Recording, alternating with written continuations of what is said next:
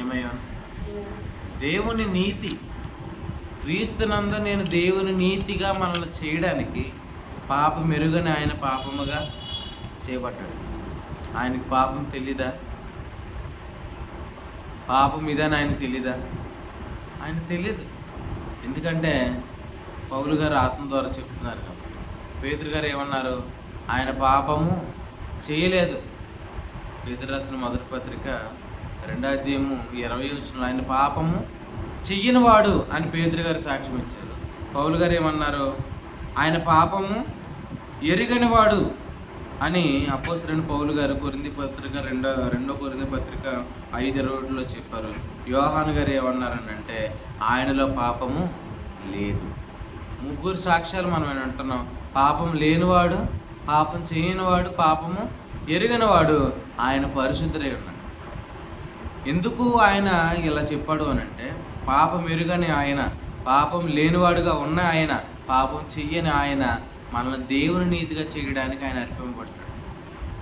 Is perfect అనమాట. ఆయన పర్ఫెక్ట్గా ఉన్నాడు కాబట్టి మనల్ని ఏం చేయగలిగాడనంటే పర్ఫెక్ట్గా చేయగలిగాడు. తులసి పత్రికలలో చెప్పాడు, మీరు సంపూర్ణులై ఉన్నారు ఎవరు ఎందు అనంటే యేసుక్రీస్తు. మనల్ని సంపూర్ణంగా చేసింది ఏంటి? యేసుక్రీస్తు యొక్క అర్పణ. చూడండి, దేవుడు మనల్ని అంగీకరించడానికి కారణం ఏంటి? యేసుక్రీస్తు చెల్లించిన అర్పణ.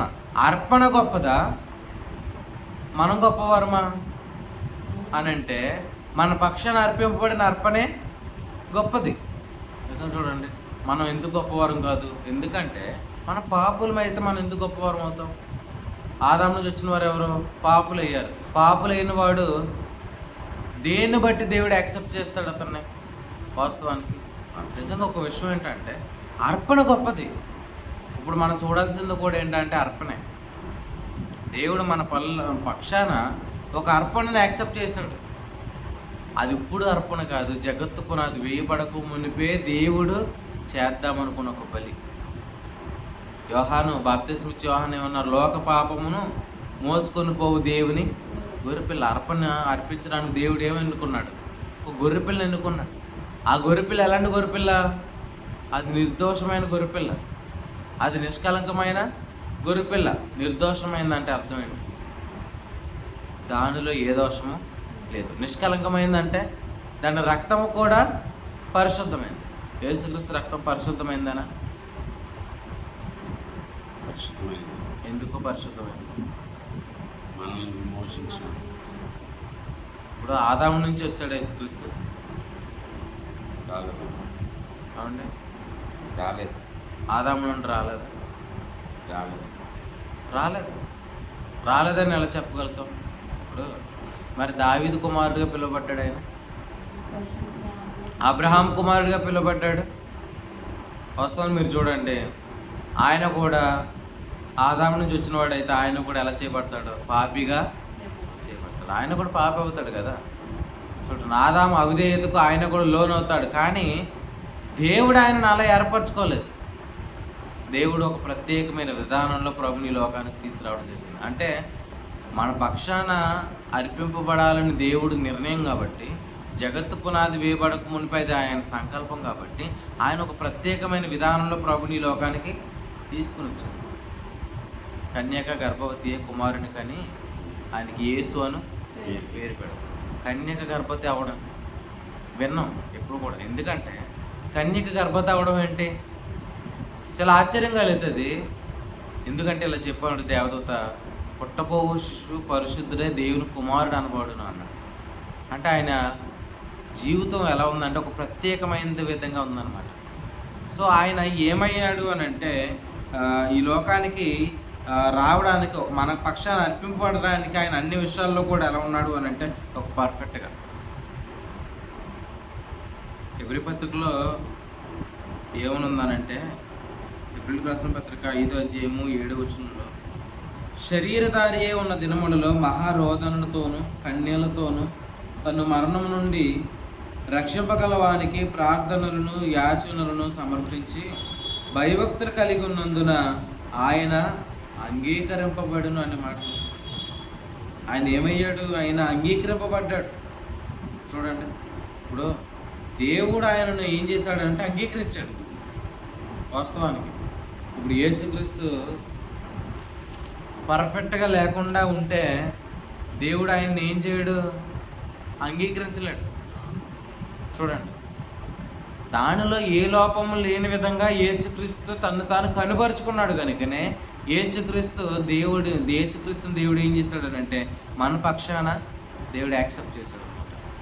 అంటే మన పక్షాన యేసుక్రీస్తు బలి అవ్వడం అనేది ఎలాంటి కార్యం అని అంటే ఒక పర్ఫెక్ట్గా చేసే ఒక మంచి కార్యం అనమాట. అయితే మనం చూడాల్సింది ఏంటి, మన పక్షాన అర్పించబడిన ఆ బలి పశువుని. ఇప్పుడు కూడా అర్పణ విషయంలో మనం డౌట్ పడితే లైఫ్ విషయంలో కూడా మనం డౌట్ పడతాం. దేవుడు ఈ రాత్రి ఏమన్నాడు అని అంటే, ఇదిగో మీరు పస్కా బలి పశువుని వధించండి అన్నాడు. వధించి ఏం చేయాలి, ఆ రక్తాన్ని మీ ఇంట ద్వారబంధకుల మీద, అడ్డకమ్ముల మీదను, నిలువు కమ్ముల మీదను రాయమన్నాడు. అంటే వీళ్ళ పక్షాన ఒక గొర్రెపిల్ల ఏమైంది, వధించబడింది. వీళ్ళ పక్షాన ఒక గొర్రెపిల్ల వధించబడింది. వధించబడిన రక్తం ఎక్కడ ఉంది, ద్వారబంధాలకు ఉంది. ఇప్పుడు ద్వారబంధాలకు ఉన్న రక్తము బయట ఉన్న మరణదూత చూడడమే కాదు, లోపల ఉన్న వాడికి కూడా ఒక నిశ్చిత ఉండాలి. ఏంటి, నా గుమ్మాల మీద రక్తం ఉందని. ఆ రక్తము గుమ్మాల మీద ఉందనే నిశ్చిత లేనివాడు లోపల ఉన్న ఎడలు ఉంటాడు, భయపడతానే ఉంటాడు. నిజం చూడండి, అర్పింపబడిన అర్పణ ఎక్కడున్నాడు అంటే లోపల ఉండాలి. యేసుక్రీస్తు ఆయన శరీరాన్ని కూడా ఇలా చెప్పాడనమాట, నా శరీరం తిని నా రక్తం త్రాగువాడు నిత్యజీవం గలవాడు అన్నాడు. కొరింథీ పత్రిక 11:23 ఏమన్నారు, ఇది నా శరీరము, నన్ను జ్ఞాపకం చేసుకున్నట్టుగా దీన్ని చేయుడని చెప్పాను. ఆయన శరీరాన్ని తీసుకోవడానికి ముందు మన మనసులో ఎవరు ఉండాలి, ఆ గొర్రెపిల్ల ఉండాలి. మన పక్షాన్ని అర్పింపబడిన గొర్రెపిల్ల ఎంత పర్ఫెక్టో మనం ఎరిగితే ఖచ్చితంగా మనం ఎంత పర్ఫెక్టో మాకు అర్థమవుతుంది అనమాట. కయ్యేను అర్పించిన అర్పణ, హేబేలు అర్పించిన అర్పణ, రెండు అర్పణలు కూడా మనకు బైబిల్ కనబడుతున్నాయి. దేవుడు కయ్యేను అర్పణ దేవుడు అంగీకరించలేదు, హేబేలు అర్పణనే దేవుడు అంగీకరించాడు. ఇప్పుడు హేబేలు అర్పణను బట్టి హేబేలు అర్పించబడ్డా, హేబేలును బట్టి అతని అర్పణ అర్పించబడిందా? మీరు ఆలోచించండి. హేబేలు అర్పణను బట్టి హేబేలు అర్పించబడ్డా, హేబేలును బట్టి అతని అర్పణ అర్పించబడిందా? హేబేలును బట్టి. మన కయ్యేను దగ్గరికి వెళ్తాం. ఇప్పుడు కయ్యేను అర్పణను బట్టి కయ్యేను దేవుడు రిజెక్ట్ చేస్తాడా, లేకపోతే కయ్యేనుని బట్టి అతను అర్పణ రిజెక్ట్ చేశాడు దేవుడు? కయ్యేనుని బట్టి అతను అర్పణ రిజెక్ట్ చేశాడు. కయ్యేనుని బట్టి అతను అర్పణను రిజెక్ట్ చేశాడు. మరి హేబేలుని ఎలా యాక్సెప్ట్ చేశాడు? హేబేలు అర్పణను బట్ట, హేబేలుని బట్ట? హేబేలుని బట్టే. హేబేలుని బట్టే. నిజంగా చూడండి, ఇప్పుడు కయ్యేను అర్పించిన అర్పణ మంచిదేనా? మంచిది కాదు. కయ్యేను మంచోడు కానప్పుడు కయ్యేను అర్పించిన అర్పణ కూడా ఏం కాదు. ఇప్పుడు మనం మంచోళ్ళం కానప్పుడు మన నుంచి వచ్చేవి ఏమవుతాయి, మంచివి అవుతాయండి. అవునా? చూడండి, మంచి చెట్టు నుంచి ఏం రావాలి, మంచి కాయలే వస్తాయి. చెడ్డ చెట్టు నుంచి చెడ్డ కాయలే. వాడు దుష్టుల సంబంధం అయినప్పుడు వాడు అర్పించే అర్పణ ఎలాంటిది, అది మంచిది కాదు. కానీ మనకి ఎలా కనబడతాడు, మంచివాడు, మంచి తెచ్చాడేమో అన్నట్టుగా కనబడతాడు. నిజానికి కయ్యేను తెచ్చిన అర్పణ మంచిది. అసలు జీవితంలోంచి క్రియలు రావాలి, జీవితమే లేదు అక్కడ. ఇప్పుడు కయ్యేను అర్పించిన క్రియలు వచ్చింది, తన లోపల నుంచి వచ్చింది. అర్థమైందా? స్వనీతిలోంచి పుట్టింది. స్వనీతిలోంచి పుట్టిన ఆ క్రియ అది మంచి క్రియలు కాదు, అవి మురికి గుడ్డలు అన్నాడు. అది దేవుడు యాక్సెప్ట్ చేయడు. నేను కూడా ఇలా అంటాను ఏంటంటే, ఇప్పుడు హేబేలు అర్పించాడు కదా, హేబేలు అర్పణను బట్టి హేబేలు అర్పింపబడ్డా, అర్పణను బట్టి హేబేలును బట్టి అతను అర్పణ అర్పించబడింది అని అంటే హేబేలును బట్టి అతను అర్పణ అర్పించబడింది. ఇప్పుడు అర్పించబడింది ఎవరు దేవునికి?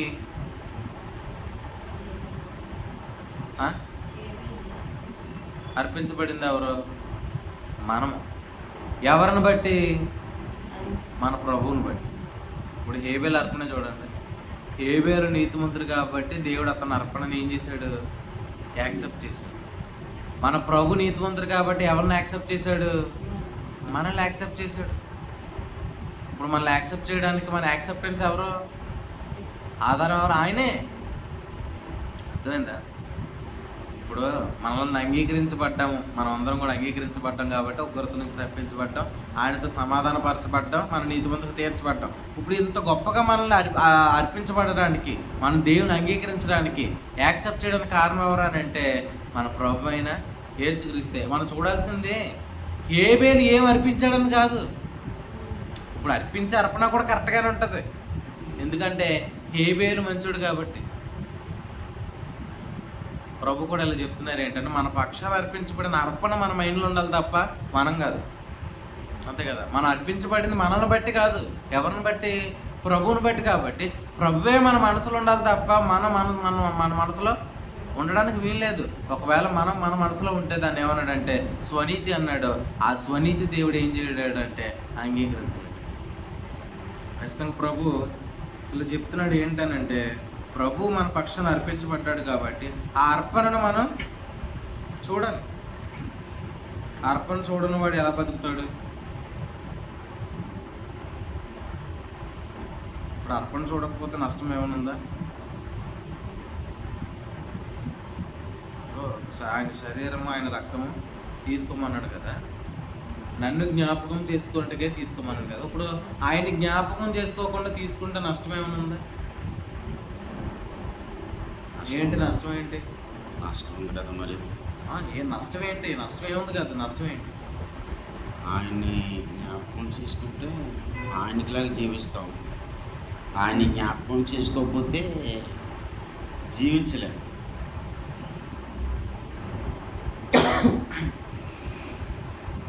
ప్రభునామానికి మహిమ కలుగును గాక. గమనించండి, ఆయన ఎందుకు జ్ఞాపకం చేసుకోమన్నాడు అని అంటే మన పక్షాన అర్పించబడింది ఆయనే కాబట్టి. ఇప్పుడు ఆయన్ని మనం జ్ఞాపకం చేసుకోకపోతే ఏం జరుగుతుంది అని అంటే మనం ఏదో చేయాలన్న మనసు కలుగుతుంది మనకి. వాస్తవానికి ఈరోజు స్వనీతి అనేది ఉందన్నమాట. ఏదో ఇంకా నేను ప్రభుత్వం చేయాలి, ఇప్పుడు ఏదో చేయాలన్న మనసు ఎందుకు కలుగుతుంది? ఆయన ఏం చేశాడో ఇలా తెలియదు కాబట్టి. ఇప్పుడు చేయాల్సినంత సమాప్తి చేయబడిందని నమ్మితే ఇంక చేయడానికి ఏమి లేదన్నప్పుడు ఎలా ఉంటాం? రెస్ట్లోకి వస్తాం. ఇంకా చేయడానికి ఇంకా ఏదో ఉంది అనేటటువంటి మనసు ఉంటే ఖచ్చితంగా ఇంకా రెస్ట్లోకి రాలేం. ఇంకా నా పక్షాన దేవుడు ఏదో కొంచెం మర్చిపోయాడు, దాన్ని నేను ఫుల్ఫిల్ చేయాలి అని చెప్పేసి మనం ఏదో చేయడానికి వెళ్తున్నాం అని అంటే యేసుక్రీస్తు అర్పించబడిన అర్పణ సదాకాలానికి సంపూర్ణంగా చేస్తున్నారండి చేత. స్వనీతి చాలా డేంజర్ అండి. స్వనీతి ఎలాంటిదని అంటే నీ జీవితంలో కొన్నిటిని ప్రవేశపెడుతుంది అన్నమాట. ఇప్పుడు స్వనీతి ఎప్పుడు వచ్చింది?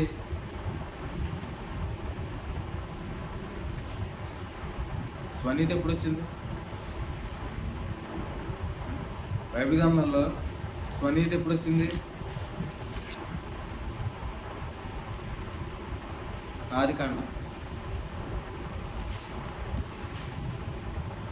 ఆదికాండంలోనే వచ్చింది. ఆదికాండమే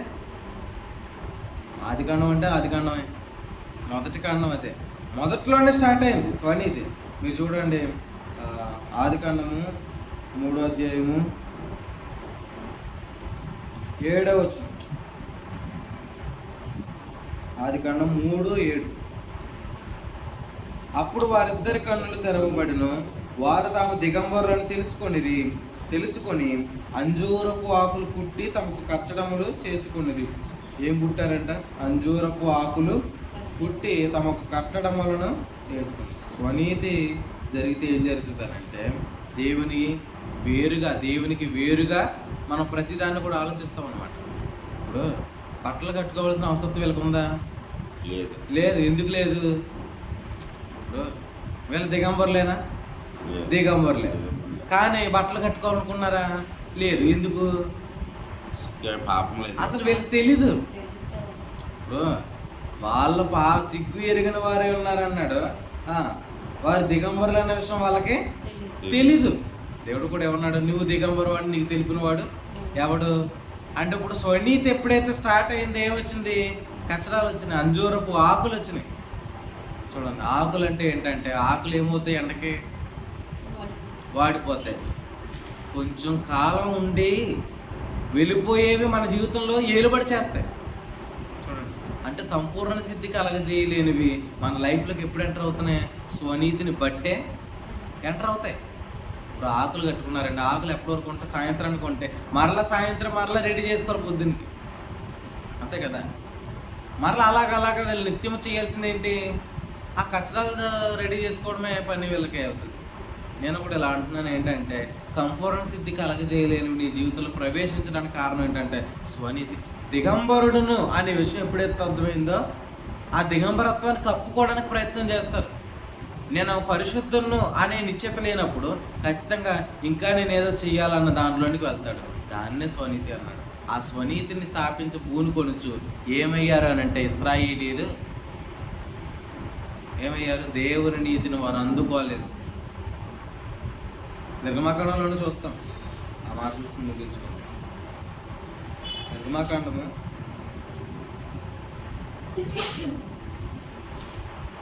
19వ అధ్యాయము 8వ వచనం చదవండి.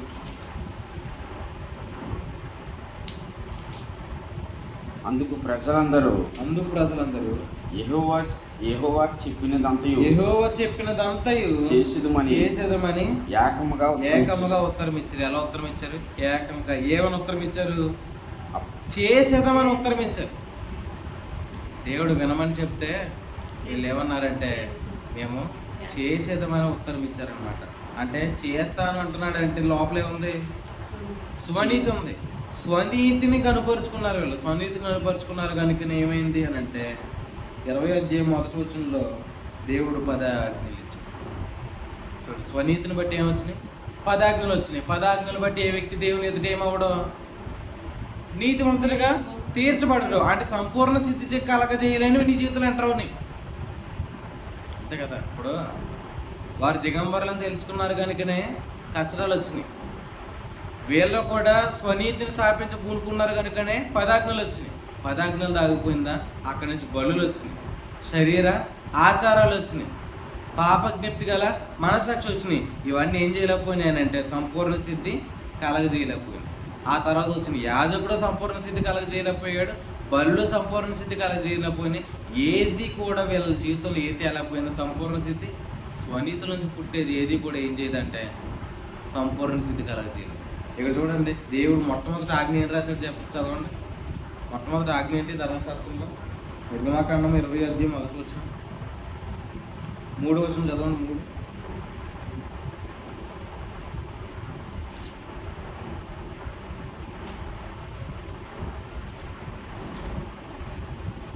నిర్గమాకాండం 23. నేను తప్ప వేరొక దేవుడు నీకు ఉండకూడదు. మొదటి ఆజ్ఞ ఏంటి? నేను తప్ప వేరొక దేవుడు నీకు ఉండకూడదు. ఇది 10 ఆజ్ఞల్లో మొదటి ఆజ్ఞ. ఇప్పుడు మొదటి ఆజ్ఞ కింద దేవుడు విగ్రహారాధన ఎందుకు పెట్టాడు? స్వనీతిని కలిగిన వాడు మొట్టమొదటి ఎక్కడికి వెళ్ళిపోతాడు? విగ్రహారాధనలో వెళ్ళిపోతాడు. చూడండి, స్వనీతి కలిగితే విగ్రహం దగ్గరికి వెళ్తాడు. విగ్రహం దగ్గరికి ఎందుకు వెళ్తాడు?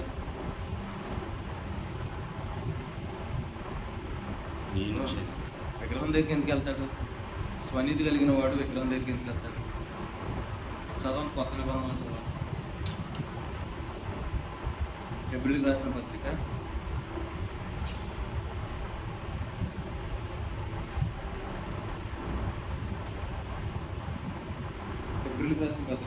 9వ అధ్యాయము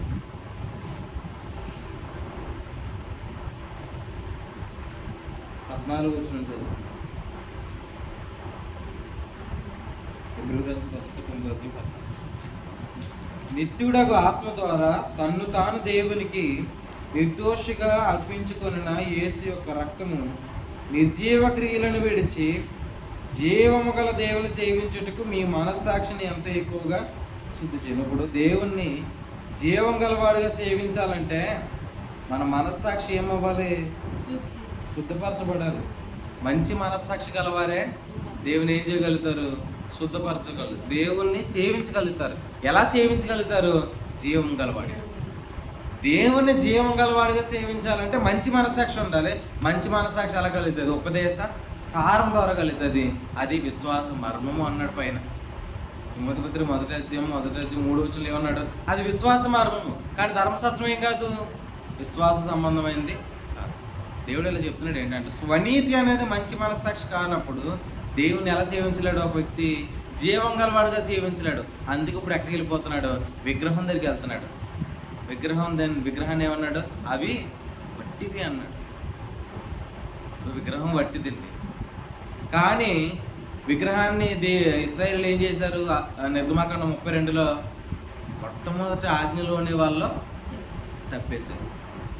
చూడండి, ఏ ఆజ్ఞ ఇచ్చాడో ఆజ్ఞలో ఎందుకు తప్పారు వాళ్ళు? ఎందుకంటే వారిలో ఉన్న స్వనీతి. ఇప్పుడు వాస్తవం చూడండి, వారిలో ఉన్న స్వనీతి మొట్టమొదటి ఎక్కడికి నడిపించింది? వాళ్ళని విగ్రహాల దగ్గర నడిపించింది. మొట్టమొదటి దేవుని సేవించే విషయంలోనే వాళ్ళు పడిపోయారు. ఇప్పుడు ధర్మశాస్త్రం కింద బతుకుతున్నవాడు నిజంగా దేవుని సేవిస్తున్నాడు అని అంటే ఖచ్చితంగా దేవుని సేవించలేడు. ఎందుకంటే వాడు హృదయం స్వనీతితో నింపబడినప్పుడు దేవుని జీవం గలవాడిగా సేవించలేడు. దేవుని పట్ల అతను దేవుని యథార్థమైన హృదయంతో దేవుని ఆరాధించే మనసు ఏముండదు, యథార్థత ఏముండదు అక్కడ. దేవుడు అందుకే ఇలా చెప్తున్నాడు, స్వనీతిని స్థాపించే పూనుకున్న వాళ్ళు ఎక్కడికి వెళ్ళారంటే నిర్జీవ క్రియలలో వెళ్ళారు. ఆ నిర్జీవ క్రియలు దేవం కలిగిన దేవుని సేవించడానికి పనికిరావు అన్నమాట. అందుకే దేవుడు కొత్త నిబంధనలు ఏమన్నాడు తెలుసు? విగ్రహములకు దూరముగా ఉండుడి అన్నాడు. ఏమన్నాడు? విగ్రహాలకు దూరంగా ఉండడం అంటే అర్థం ఏంటి? విగ్రహాలు ఎక్కడ ఉన్నాయి? విగ్రహం అంటే ఏంటి? విగ్రహం అంటే అర్థం ఏంటంటే దేవునికి వేరుగా ఏది చేసినా అది విగ్రహమే. చూడండి, దేవునికి వేరుగా దేన్ని ప్రేమించినా దాన్ని ఏమన్నాడు తెలుసా? విగ్రహం అన్నాడు. ఈరోజు అందరికీ కూడా విగ్రహాలు ఏంటంటే ఈ సెల్ ఫోన్ కానీ, ఈ ధనము కానీ, ఇంకా చెప్పాలంటే రకరకాల విగ్రహారాధనలు అనేవి మనకి కనబడుతున్నాయి. వీళ్ళు ఏం చేస్తారంటే దేవుని కంటే ఎక్కువగా వాటినే ప్రేమిస్తారు. ఎందుకు వాళ్ళు అలా వెళ్ళారని అంటే వాస్తవానికి ఆ జీవము కలిగిన దేవుడు వాళ్ళకి అర్థం కాలేదనే విషయాన్ని మనం ఖచ్చితంగా గమనించవలసిన వాళ్ళు. కాబట్టి మీరు కూడా గమనించని ప్రేమ దేవుని వాళ్ళారా, దేవుడు ఏం చెప్తున్నాడు అని అంటే ఇలా అంటున్నాడు. కొలసి పత్రికలో చెప్పాడు, ధనాపేక్ష అని విగ్రహారాధన జోలికి పోకండి అన్నాడు. ధనం అనేది ఏంటి అన్నాడు? ఒక విగ్రహం ధనం దగ్గరికి ఎందుకు వెళ్ళాడు? విన్నారు కదా, చెప్పండి. ఆ వ్యక్తి ధనం అనే విగ్రహాన్ని ఎందుకు పెట్టుకున్నాడు? ఎందుకు పెట్టుకుని పూజిస్తున్నాడు? ఎందుకంటే ఆ వ్యక్తుల స్వనీతి ఉంది కాబట్టి. ఇప్పుడు ఇందాక మీరు ఏమన్నారు? స్వనీతి ఉంది కాబట్టే దేవుడు మొట్టమొదటి ఆజ్ఞ ఇచ్చాడు, విగ్రహారాధన చేయొద్దని ఇచ్చాడు. ఇప్పుడు ధనాపేక్ష కలిగిన వాడికి మారాడంటే అర్థం ఏంటి? అతనిలో స్వనీతి ఉంది కనుకనే ధనం అనే విగ్రహానికి దాసుడయ్యాడు, పూజిస్తున్నాడు. చూడండి, ఇప్పుడు స్వనీతి లేనప్పుడు దేవుని ఎలా సేవిస్తాడు? దేవుని జీవం గలవాడుగా సేవిస్తాడు అన్నమాట. ఎందుకంటే అతనిలో ఏముండవు, నిర్జీవ క్రియలు, శరీర ఆచారాలు ఏమై కూడా ఉండవు. శరీర ఆచారాలు కూడా దేని బట్టి వస్తాయి? స్వనీతిని బట్టే వస్తాయి. కానీ దేవుణ్ణి సేవించాలంటే, దేవుని మనస్ఫూర్తిగా సేవించాలంటే స్వనీతిని పోతేనే దేవుని దగ్గరికి ఆ వ్యక్తి దేవుని యథార్థమైన హృదయంతో ఆరాధించగలుగుతాడు అనమాట. అంతేకాదు ఇంకేం చెప్పాడంటే, ఒకసారి కొలసి పత్రికలో చూద్దాం రండి. కొలసీలకు రాసిన పత్రిక, ఈ విషయం చూసి ముగించుకుందాం. కొలసీలకు రాసిన పత్రిక 2వ అధ్యాయం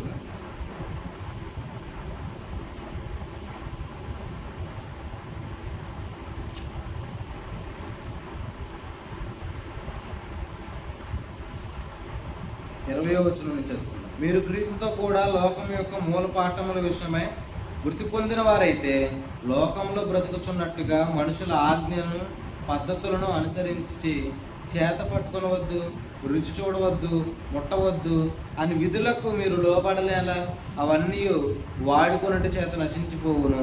అట్టివి స్వేచ్ఛారాధన విషయంలోను, వినయం విషయంలోను, దేహశిక్ష విషయంలోను జ్ఞానరూపకమైనవిగా ఎంచబడుచున్నవే కానీ శరీరేచ్ఛ నిగ్రహం విషయంలో ఏమాత్రము ఎన్నిక చేయదగినవి. నిర్జీవ క్రియలను మనం ఏం చేయలేము, జయించలేము. ఇది చెయ్యొద్దు, ఇదిగో వైట్ బట్టలు వేసుకో అంటారు. ఎప్పుడు? ఆదివారం నువ్వు తెల్ల బట్టలు వేసుకో. టయానికి రా. ఇప్పుడు కొన్ని ఆంక్షలు ఉంటాయండి. ఇలా ఉండు, చేత పట్టుకొని వద్దు, రుచి చూడవద్దు, ముట్టవద్దు అంటే అర్థం ఏంటి? ఇది ముట్టుకుంటే అపవిత్ర అవుతుంది, ఇది ముట్టవద్దు. ఇట్లాగే ఏమవుతున్నారు అని అంటే కంట్రోల్ చేయడానికి ప్రయత్నం చేస్తున్నారు. కానీ అది స్వేచ్ఛారాధన విషయంలో ఏమాత్రం ఎన్నిక చేయబడింది కాదు. ఎందుకంటే ఇలాంటివన్నీ కూడా శరీరాన్ని బట్టి కలిగే ఈ ఇచ్చలు అనేవి జయించిన వీటి ద్వారా కాదు. కాబట్టి ఆ వ్యక్తి నిర్జీవ క్రియల్లో ఉంటాడు. నిర్జీవ క్రియల్లో ఉన్నవాడు స్వేచ్ఛ ఆరాధన సంపూర్ణంగా దేవుని ఆరాధించలేడు. సో ఖచ్చితంగా స్వనీతి ఉన్నవాడు వైట్ బట్టలు వేసుకొచ్చేసినా ఆరాధన చేయలేడు. స్వనీతి ఉన్నవాడు ఆ రోజు భోజనాలు పెట్టేసినా సరే అతని ఆరాధన దేవుని ఎదుట సరైన ఆరాధన. కాబట్టి ఆయన యాక్సెప్ట్ చేసేది మన క్రియలను బట్టి కాదు, మన పక్షాన్ని అర్పించబడిన ఒక పుణ్యకార్యాన్ని బట్టి. మన పుణ్యకార్యాన్ని చూడలేనప్పుడు ఎక్కడికి వెళ్తున్నాం? స్వనీతిలోనికి వెళ్తున్నాం. స్వనీతిలో ఉండి మనం ఎన్ని చేయాలనుకున్నా ఆ క్రియలు ఏమవుతాయి తెలుసా? కాలిపోతాయి. స్వనీతి క్రియలు ఏమవుతాయి? కాలిపోతాయి. అవన్నీ నార పీచు వల్ల కాలిపోవును అన్నాడు. సో అలా కాలిపోయింది అనుకోండి, ఏమవుద్ది? నష్టం కలుగుతుంది. ఆ నష్టం ఇక్కడ కలుగుతుంది, అలాగే పరలోకంలో కూడా కలుగుతుంది. అలా మీకు కలగకుండునుగా, మీరు స్వనీతిలోకి వెళ్ళకుందురుగా. నిజంగా స్వనీతి అంటే ఎక్స్పీరియన్స్ కూడా ఉంటుంది. ఏముంటుంది? ఎక్స్పీరియన్స్, అనుభవం కూడా స్వనీతే. ఎందుకన్నానంటే ఇప్పుడు చాలామంది ఏమనుకుంటారని అంటే, ఇప్పుడు యాకోబు గారు ఉన్నారు. యాకోబు గారు ఏంటి అని అంటే పదన్నరాంకి వెళ్ళిన తర్వాత ఏం చేశాడు అని అంటే కొలువు చేస్తాను అన్నాడు. అతనిలో ఏమి నీతి ఉంది? స్వనీతి, నేను సంపాదించాలనేది ఉందన్నమాట. కానీ ఎందుకు అతను ఇలా అనుకున్నాడు అని అంటే అతనికి ఎక్స్పీరియన్స్. అతని ఎక్స్పీరియన్స్ ఏంటి? స్వనీతిని బట్టి నేను ఏదైనా పొందుకోగలుగుతాను. అనుభవం అనేది కూడా ఏంటంటే ఖచ్చితంగా స్వనీతే. కానీ మన జీవితంలో ప్రతి అనుభవము ఆత్మ ద్వారానే పొందుతున్నది కాబట్టి అది స్వనీతి. కొన్ని విషయాల్లో కలిగే అనుభవం అది ఆత్మ ద్వారానే కలుగుతుంది కాబట్టి అది స్వనీతి అవ్వదు. కానీ కొన్ని విషయాల్లో మనం చూపించే అటువంటి ఆలోచనలు కూడా స్వనీతి లెక్కలకు వస్తాయి. అయితే ఆ స్వనీతి ఎక్కడ తీసుకెళ్తాదో తెలుసా? నిర్జీవ క్రియలు అంటే ఉపయోగకరమైన వాటిలోకి మనల్ని నడిపించలేదు. ఖచ్చితంగా ఈ విషయాన్ని గమనించండి. ప్రభు ఈరోజు నేర్పించింది ఏంటంటే స్వనీతి వారిని ఎక్కడికి నడిపించిందనంటే క్షయమగు వాటి దగ్గర నడిపించింది. కాబట్టి మన ప్రభు ఎవరు? అక్షయ. మన జీవితం ఏంటి? అక్షయమైంది. కాబట్టి అక్షయమైన దాని వైపు గురి పెట్టేవాడు ఎవరు అని అంటే దేవుని నీతి కలిగిన వాడు. స్వనీతి వైపు గురి కలిగిన వాడు ఎక్కడున్నాడు అని అంటే నిర్జీవ క్రియల్లో ఉన్నాడు. కాబట్టి వాటిలో మేలు చేయదుగా ప్రార్థిస్తాను.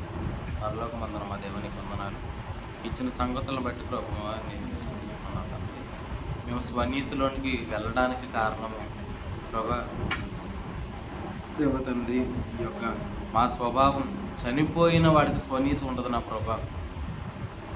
నేను క్రీస్తు సిలువేయబడ్డానని నిశ్చిత లేకపోవడం ద్వారా స్వనీతిలోనికి వెళుతున్నాం. ఇంకా ఏదో చెయ్యాలి అప్పుడే పర్ఫెక్ట్ అవుతామనే ఆలోచనలు ఉంటున్నాయి. అయితే నా ప్రభా పర్ఫెక్ట్ ఒక సంపూర్ణమైన బలికార్యం మా పక్షాన అర్పించబడింది. ఒక్క అర్పణను బట్టి సదాకాలానికి మీరు మమ్మల్ని సంపూర్ణంగా చేశారు. ఆ నిశ్చయత మీరు మాకు అనుగ్రహించండి ప్రభా. ఆ నిశ్చయత కలిగిన వాడు దేవుని జీవం గలవాడుగా సేవించగలడు అని, దేవుని సంపూర్ణంగా ఆరాధించగలడని, దేవుణ్ణి మంచిగా స్తుతించగలడని మీరు తెలియజేశారు ప్రభా. నిన్ను సంపూర్ణంగా దేవ ఆత్మతో సత్యంతో ఆరాధించేటటువంటి విధంగా మీరే మమ్మల్ని బలపరచమని బాగు చేయమని మా ప్రభువును ప్రియరక్షకుడైన యేసుక్రీస్తు నామం పేరు ప్రార్థన అడుగుతున్నాను మా కన్న తండ్రి. ఆమేన్. శ్రద్ధగా మీ అందరికీ వందనాలు.